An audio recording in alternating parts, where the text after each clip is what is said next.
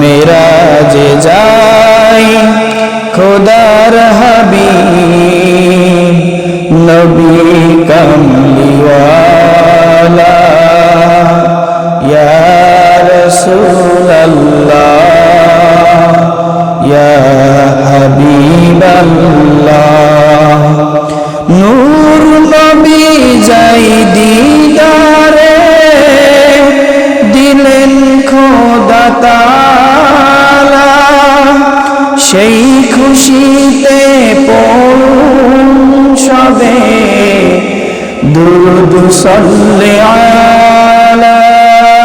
নবুয়তের 10ম বছর আমরা জানি আল্লাহ রাসূলের সবথেকে কাছের মানুষ, পাশের মানুষ সহধর্মিনী খাদিজাতুল কুবরা রাদিয়াল্লাহু তাআলা আনহা ইন্তেকাল করেন। তিনার চাচা আবু তালিবও ইহকাল ত্যাগ করেন। দুইজন ইহকাল ছাড়ার পরে আল্লাহ রাসূল ভেঙে পড়লেন, হতাশা হয়ে গেলেন। এরপর তায়েফ সফর করলেন, সেখানেও আঘাত পেয়েছেন, রক্তে রঞ্জিত হয়েছেন। তায়েফের কাফিররা আল্লাহ রাসূলকে ক্ষত বিক্ষত করেছে। এই কষ্ট দুঃখের ভিতরে আল্লাহ রাসূল যখন শুয়ে আছেন, এই মুহূর্তে আল্লাহ তাআলা জিবরাইল আলাইহিস সালামকে ডেকে বললেন, হে আমার জিবরাইল, আপনি আমার দোস্তর কাছে যান। আমার দোস্ত কষ্টের ভিতরে আছে, হতাশার ভিতরে আছে। আমি তাকে সারপ্রাইজ দিতে চাই, তার সাথে সাক্ষাৎ করতে চাই। বলেন সুবহানাল্লাহ। সুবহানাল্লাযী আসরা বিআবদিহি লাইলাম মিনাল মাসজিদিল হারামি ইলাল মাসজিদিল আকসাল্লাযী বারাকনা হাওলাহু লিনুরিয়াহু মিন আয়াতিনা ইন্নাহু হুয়াস সামিউল বাসীর। সূরাতুল বনী ইসরাঈল 15 নম্বর পারার প্রথম সাফায় আল্লাহ তাআলা বলছেন, সুবহানাল্লাযী, মহামণ্ডিত সেই মহান আল্লাহ তাআলা, আসরা, যিনি ভ্রমণ করিয়েছিলেন, লাইলান মিনাল মাসজিদিল হারাম ইলাল মাসজিদিল আকসা, তেনার বান্দাকে মসজিদুল হারাম থেকে মসজিদুল আকসা, এরপর মসজিদুল আকসা থেকে আরশে আজিম পর্যন্ত। বলেন সুবহানাল্লাহ। এই মসজিদুল হারাম অর্থাৎ মক্কা থেকে ফিলিস্তিনের জেরুজালেম বাইতুল মুকাদ্দাস পর্যন্ত যেই সফর, এটাকে বলা হয় ইসরা, অর্থাৎ সফর, শিক্ষা ভ্রমণ বলা হয়। আর মসজিদুল আকসা থেকে আল্লাহ তাআলার সাথে সাক্ষাৎ পর্যন্ত, আরশে আজিম পর্যন্ত যেই ভ্রমণটা, এটাকে বলা হয় মেরাজ, সাক্ষাৎ। বলেন সুবহানাল্লাহ। প্রিয় আল্লাহর বান্দারা, আল্লাহ রাসূল সাল্লাল্লাহু আলাইহি সাল্লাম শুধুমাত্র তিনাকেই সাহিবুল মেরাজ করানো হয়েছিল। অন্য কোন নবীকে মেরাজ করানো হয়েছে নাকি? কোন নবীকে মেরাজ করানো হয় নাই। শুধুমাত্র আমার আপনার নবী হযরত মুহাম্মদুর রাসূলুল্লাহ সাল্লাল্লাহু আলাইহি সাল্লামকেই মেরাজ করানো হয়েছিল আল্লাহ তাআলার সাথে। বলেন সুবহানাল্লাহ। প্রিয় আল্লাহর বান্দারা, আল্লাহ রাব্বুল আলামিন জিবরাইলকে ডেকে বললেন, হে জিবরাইল, যাও আমার দোস্তকে বলো তোমার জন্য সারপ্রাইজ আছে, আমি তার সাথে সাক্ষাৎ করতে চাই, উপহার দিতে চাই। আল্লাহ রাসূল হাতিমের ভিতরে শুয়ে আছে, নিজের ঘরের ভিতরে। এই সময় জিবরাইল আলাইহিস সালাম আসলেন, মিকাইল আলাইহিস সালাতু ওয়াস সালাম আসলেন। আসার পরে দেখুন, একজন মানুষ ঘুমায় থাকলে আমরা বাড়ির থেকে ডাকি না? আল্লাহ রাসূলের প্রত্যেকটা কথা কাজ আমাদের জন্য শিক্ষা। মানুষ ডাকার নিয়ম আছে, তার মাথায় একটু হাত দিতে হবে। ঘুমের ঘরে রয়েছে, হঠাৎ করে লাফ মেরে উঠতে পারে, ভয় পেতে পারে, আশঙ্কা একটা জিনিস। এজন্য জিবরাইল আলাইহিস সালাম মাথায় যে আল্লাহ রাসূলের মাথায় হাত দিলেন, সালাম দিলেন, আসসালামু আলাইকা ইয়া রাসূলুল্লাহ, আমি জিবরাইল এবং আপনার পার গোয়া যিনি আছেন মিকাইল, আল্লাহ তাআলার পক্ষ থেকে আপনার কাছে আসছি। আল্লাহ তাআলা আপনার সাথে সাক্ষাৎ করতে চাই। আপনার কোনো ভয় নেই, লা খাউফুন আলাইহিম ওয়া লা হুম ইয়াহজানুন, কোনো চিন্তারও কারণ নাই। আমি অমর জিবরাইল এবং উনি মিকাইল আলাইহিস সালাম। বলেন সুবহানাল্লাহ। তাছাড়া একজন মানুষ যদি হঠাৎ আছে ভয় পেয়ে যায় না? দরজা বন্ধ, সবকিছু বন্ধ, ওনারা আসছেন কিভাবে?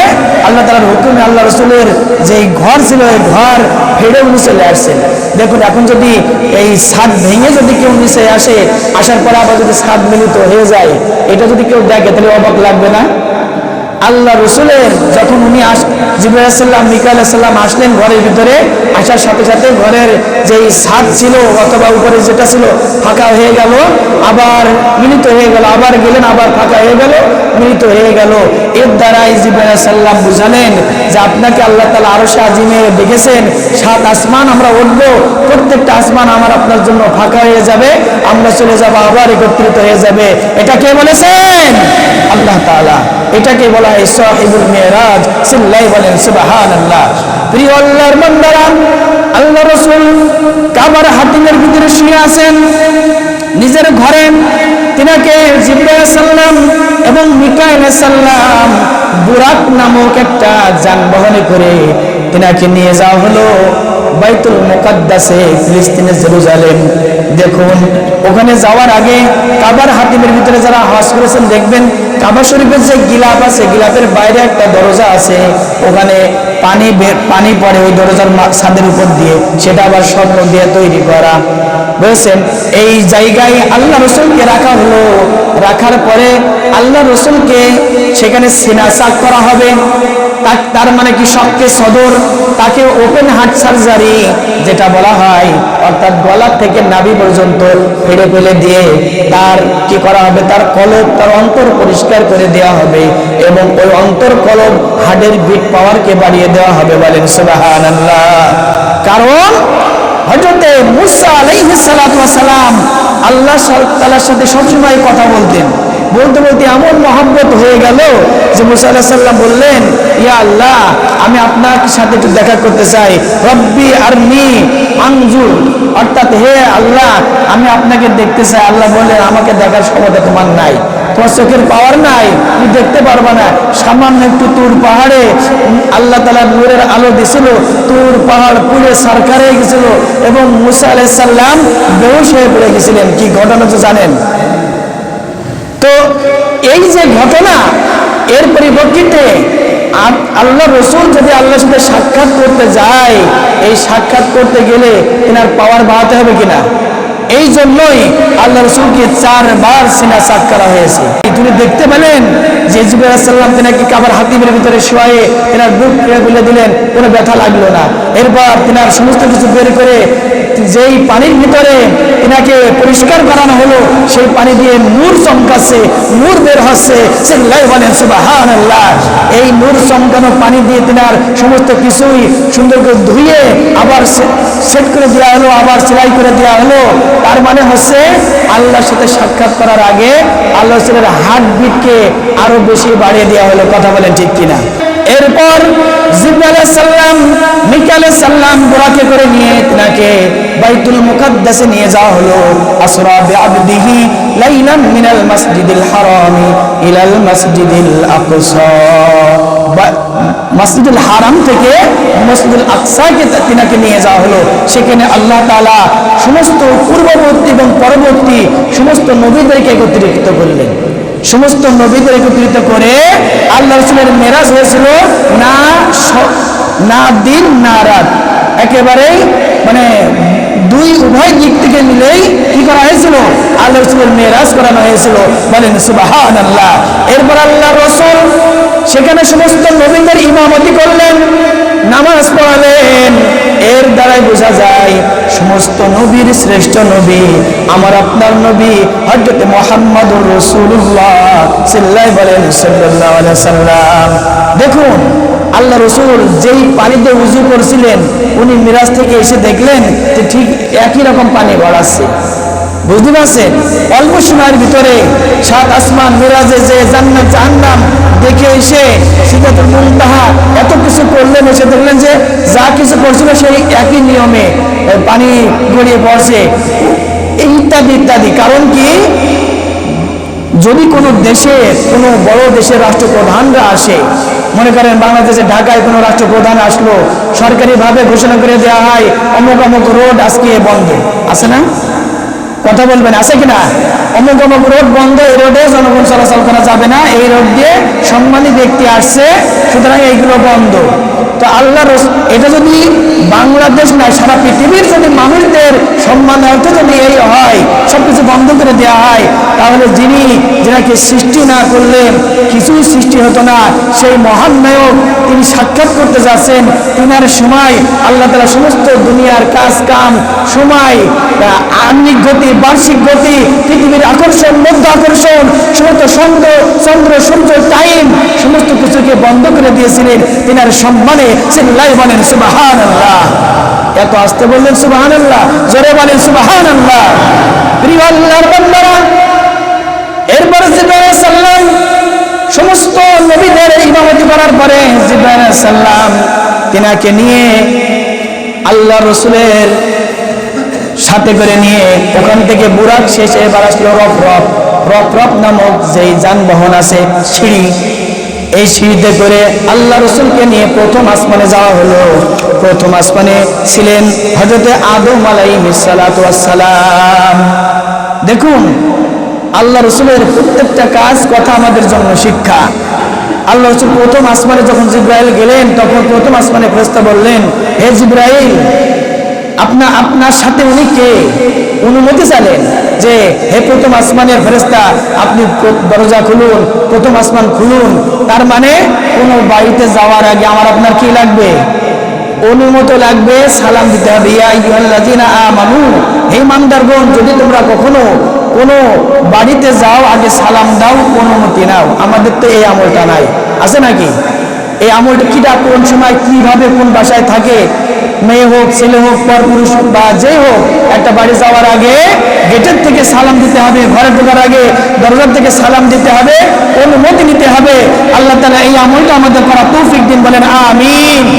প্রথম আসমানে যাওয়ার পর আদম আলাইহিস সালামের থেকে তিনারা অনুমতি নিলেন। প্রথম আসমানে দেখা হলো, আদম আলাইহিস সালাম সালাম দিলেন, আসসালামু আলাইকা ইয়া রাসূলুল্লাহ। তিনি দেখলেন ইনি আছে আমাদের আদি পিতা। এরপরে দ্বিতীয় আসমানে গেলেন, সেখানে সালাম দিলেন, অনুমতি নিলেন। দ্বিতীয় আসমানে দেখা হলো হযরত ঈসা আলাইহিস সালাতু ওয়াস সালামের সাথে। এরপর তৃতীয় আসমানে গেলেন, সেখানে দেখা হলো হযরত ইউসুফ আলাইহিস সালামের সাথে। এনার থেকেও একই নিয়মে অনুমতি নিয়ে আসমানে যাওয়া হলো। অনুমতি কিন্তু বাকি নাই, প্রতিটা আসমানে উঠছে এবং অনুমতি নিচ্ছে, তারপর আসমানের দরজা খোলা হচ্ছে। চতুর্থ আসমানে হযরত ইদ্রিস আলাইহিস সালাতু ওয়াস সালামের সাথে সাক্ষাৎ হলো, সালাম বিনিময় হলো। পঞ্চম আসমানে হযরত হারুন আলাইহিস সালাতু ওয়াস সালামের সাথে সাক্ষাৎ হলো, সালাম বিনিময় হলো। ষষ্ঠ আসমানে হযরত মূসা আলাইহিস সালাতু ওয়াস সালামের সাথে সালাম বিনিময় হলো, সাক্ষাৎ হলো। এবং সপ্তম আসমানে দেখা হলো আমার আপনার মুসলমান জাতির পিতা হযরত ইব্রাহিম আলাইহিস সালাতু ওয়াস সালামের সাথে। সপ্তম আসমানে সাক্ষাৎ হলো হযরত ইব্রাহিম আলাইহিস সালামের সাথে, যিনি হচ্ছেন মুসলমান জাতির পিতা। মিল্লাতা আবিকুম ইব্রাহিম হুয়া সাম্মাকুমুল মুসলিমিন। চিল্লায়ে বলেন সুবহানাল্লাহ। মুসলমান জাতির পিতার নাম কি? হযরত ইব্রাহিম আলাইহিস সালাতু ওয়াস সালাম। তিনার সাথে সাক্ষাৎ হলো। সাক্ষাতের পরে দেখলেন তিনি অনেক বাচ্চাদের পড়াচ্ছে। তার মানে দুনিয়াতে যারা আলেম হতে চেয়েছিল, আলেম হওয়ার আগেই মৃত্যুবরণ করেছে, তাদেরকে হযরত ইব্রাহিম আলাইহিস সালাম সেখানে তেনাদেরকে পড়াবেন, তেনাদের পড়া শেষ করাবেন। বলেন সুবহানাল্লাহ। এরপরে আল্লাহ রাসূল ইনদা সিদরাতিল মুনতাহা, যেটা বলা হয় বর্ডার, এই বাবলা গাছ, এই বর্ডার মানে কি? দুনিয়ার সমস্ত আমলনামা এই সিদরাতুল মুনতাহা, এটা বলা হয় আপনার ফেরেশতাদের কিবলা। এখানে যে একটা মসজিদ আছে তার নাম আছে বাইতুল মামুর, সেখানে একসাথে 70 লক্ষ ফেরেশতা নামাজ পড়ে। একবার যারা নামাজ পড়া সুযোগ পেয়েছে, দ্বিতীয়বার আর সুযোগ নাই। তাহলে কত ফেরেশতা আল্লাহ সৃষ্টি করেছে। এই ইনদা সিদরাতুল মুনতাহা। এরপরে জিবরাইল সাল্লাম বললেন আমাকে এই পর্যন্ত আসার অনুমতি আছে, এরপরে আমার আর যাওয়ার অনুমতি নাই। সুতরাং আপনি এখান থেকে নিজেই আল্লাহ তাআলার কাছে সাক্ষাৎ করুন। দেখুন আল্লাহ রাসূল আল্লাহ তাআলার কাছে সাক্ষাৎ করতে গিয়েছে। অনেকেই বলে যে 70,000 পর্দার ভিতর থেকে আল্লাহর সাথে সাক্ষাৎ হয়েছে, কথা হয়েছে। এখানে আমি ব্যক্তিগতভাবে বলি, আমি এখানে একমত নই। কারণ যারা আমরা এখানে আসি, আমরা যদি কোনো মেহমান দাওয়াত করি, সেই মেহমানের কি পর্দার ভিতর থেকে খেতে দিই? কথা বলবেন। পর্দা দিয়ে তারপর কি খাওয়া দাওয়ার ব্যবস্থা করি, আদর আপ্যায়ন করি? সামনাসামনি করি না। তা আল্লাহ রসুল যখন আল্লাহ যখন আল্লাহ রসুলকে দেখেছেন তখন কি পর্দা থাকে নাকি? এটা আমার অভিমত। তো আল্লাহ রসুলকে যখন দেখেছেন পর্দা বাদে আল্লাহ তাআলার সাথে কথা হয়েছে, এরকম অনেকবার সিল্লাই বলেন সুবহানাল্লাহ। আল্লাহ রসুলের সাথে কথা হওয়ার পরে আল্লাহ বলছেন, হে আমার হাবিব, আপনি আমার সাথে সাক্ষাৎ করতে আসছেন, হে আমার দোস্ত, আমার জন্য কি নিয়ে আসছেন? কুটুম বাড়ি গেলে কি নিয়ে যায় বলেন তো? কিছু তো নিয়ে যায়, কিছু নিয়ে যায়, আবার কিছু নিয়ে আসেও। নতুন কুটুম সম্মানী ব্যক্তি, কথা বলেন ঠিক কিনা? প্রিয় আল্লাহর বান্দারা, এরপর আল্লাহ রাসূল বললেন, হে আল্লাহ, আপনার জন্য আমি নিয়ে আসছি আত-তাহিয়াতু লিল্লাহি ওয়াস-সালাওয়াতু ওয়াত-তাইয়্যিবাত।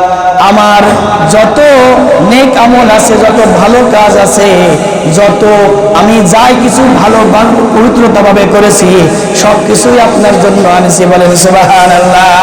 আত্মহাতু বলেছি কখন পড়তে হয়? নামাজে বসার সময়, বসে যখন সালাম করে দেয় তার আগে এটা পড়তে হয়, অথবা মাঝখানে পড়তে হয়। এইটাই আত-তাহিয়াতু লিল্লাহি ওয়াস-সালাওয়াতু ওয়াত-তাইয়্যিবাত।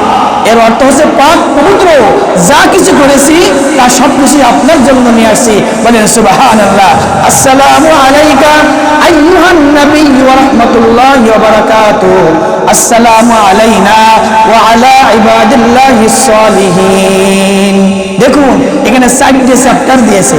প্রথমে আল্লাহর রাসূল, তারপরে আল্লাহ, তারপরে আবার আল্লাহর রাসূল, তারপরে বান্দা। এবার আল্লাহ তাআলার কাছে বলছেন, হে আমার আল্লাহ, আপনি আমার জন্য বা আমার জন্য কি করছেন? তখন আল্লাহ তাআলা একইভাবে বলছেন, আসসালামু আলাইকা আইয়ুহান নাবিয়্যু ওয়া রাহমাতুল্লাহি ওয়া বারাকাতুহু। সমস্ত বরকত রহমত যা আছে আমি সব কিছুই আপনাকে দিলাম, আমার দোস্ত আল্লাহর রাসূল, আল্লাহ রাসূল তোমাকে দিলাম। সাল্লাল্লাহু আলাইহি সুবহানাল্লাহ। এরপর আল্লাহ রাসূল সাল্লাল্লাহু আলাইহি সাল্লাম কথা বললেন। কথা বলার পরে তিনি আল্লাহর কাছে বললেন, হে আল্লাহ, আপনি তো আমার জন্য অনেক কিছু দিয়েছেন। দেখুন সেখানে যে উম্মতের কথা বলেছেন, যে আপনি আমার উম্মতের জন্য কি বলছেন, আমার উম্মতের জন্য কি দিলেন? পরক্ষণে আল্লাহ তাআলা বলছেন, আসসালামু আলাইনা ওয়া আলা ইবাদিল্লাহিস সালিহিন। দেখেন ইবাদিল্লাহিস সালিহিন, বান্দার কথা বলছেন, যে তোমার বান্দার উপরে, তোমার উপরে যা শান্তির ধর।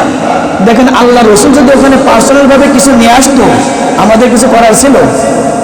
কথা বলেন, কোন উম্মতিদের করার ছিল?